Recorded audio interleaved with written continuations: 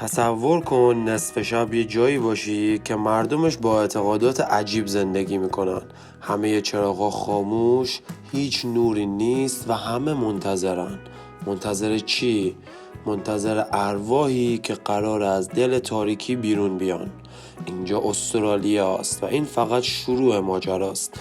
اگه جرأت داری با من همراه شو تا بریم به دل استرالیا و ببینیم که چرا مردم اینجا همچین آیینی دارن که حتی یک شمع کوچیک هم روشن نمی کنن.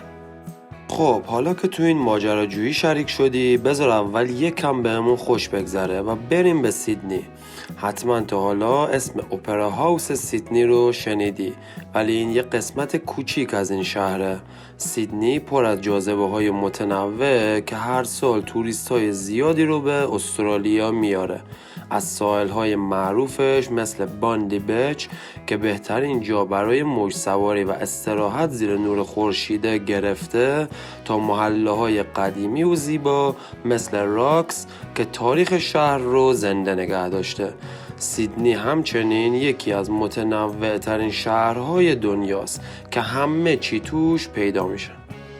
اگه تا حالا به سیدنی سفر نکردی، حتما این مکانها رو توی لیست سفرت قرار بده و اگه تجربه ای از سیدنی داری توی کامنت ها برامون بگو تا با هم بیشتر در موردش حرف بزنیم. طبیعت بی‌نظیر و حیوانات خاص استرالیا واقعاً شگفت انگیزه. کوالاها، این موجودات بانمک که بیشتر وقتشون رو توی خواب میگذرونن، فقط تو استرالیا پیدا میشن. این کشور یک بهشت واقعی برای عاشقای طبیعته. اما استرالیا فقط به کوالا و کانگورو ختم نمیشه. اینجا کلی موجودات عجیب و غریب دیگه هم داره که بعضی هاشون مثل عنکبوت‌های بزرگ سمی میتونن واقعا خطرناک باشن. البته نگران نباشید، اگه قوانین ایمنی رو رعایت کنید میتونید از دیدن این موجودات شگفت‌انگیز لذت ببرید. چند تا نکته جالب در مورد استرالیا بگم و بریم سراغ مراسم‌های ترسناکمون. جالبه بدونید که استرالیا انقدر شتر داره که به عربستان شتر صادر میکنه، یا تعداد سواحل انقدر زیاده که اگه روزی یک ساحل رو برید 29 سال طول میکشه که ساحل ها رو تموم کنید. یا سر تا پا لباس مشکی پوشیدن تو استرالیا جرم محسوب میشه و از همه جالبتر فحش دادن توی مردم استرالیا طبیعیه و به قولی استرالیایی ها بی احترام هستن. خب میرسیم به بخشی که اول ویدئو راجبش حرف زدیم، اون مراسم ترسناکی که گفتم شبیه هیچ مراسم دیگه‌ای توی دنیا نیست. مردم بومی باور دارن که ارواح نیاکانشون توی شب خاص به زمین برمیگردن و برای استقبال باید چراغ‌ها خاموش باشه وگرنه فرار میکنن. فکرشو بکن توی جنگل تاریک نشستی و با صدای حیوانات شبانه انتظار برای دیدن ارواح رو میکشی.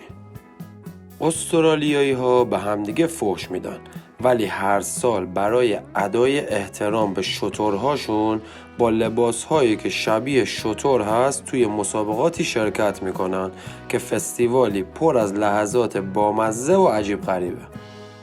یک فستیوال دیگه که باید بهش اشاره کنم مومبا نام داره که توی ملبورن برگزار میشه و جزء بزرگترین جشن‌های عمومی استرالیاست. یکی از آیین‌های اصلی این فستیوال مسابقات بردمن هست که افراد لباس‌های پرنده مانند میپوشن و از یک سکوی بلند و به سمت رودخونه میپرن و هدفشون اینه که پرواز کنن. جل الخالق. اگه به استرالیا رفتید حتما از صخره‌های مرجانی اون که بزرگترین صخره‌های آبی جهانن، خلیج جرویس که یکی از زیباترین مناطق استرالیاست و در عصر یخبندون شکل گرفته، و دریاچه هیلیر که رنگ صورتی پررنگی داره و دانشمندا هنوز نتونستن دلیلشو پیدا کنن، دیدن کنید. استرالیا یک کشوره که هر گوشش پر از راز و شگفتی‌های خاص خودشه. اگه از این ویدیو خوشت اومد و دوست داری با جاهای دیگه دنیا هم آشنا بشی، حتما کانال رو سابسکرایب کن و زنگوله رو بزن تا ویدیوهای بعدی ما رو از دست ندی.